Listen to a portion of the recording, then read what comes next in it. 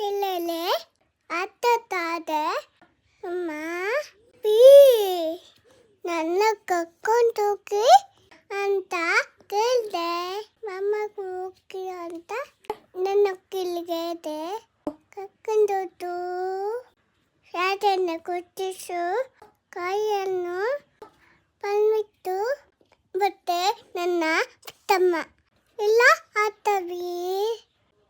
ನನಗೆ ತುಂಬ ಖುಷಿ ಆಯಿತು. ಮಮ್ಮಗೆ ಥ್ಯಾಂಕ್ ಯು ಮಮ್ಮ ಹೇಳಿದೆ.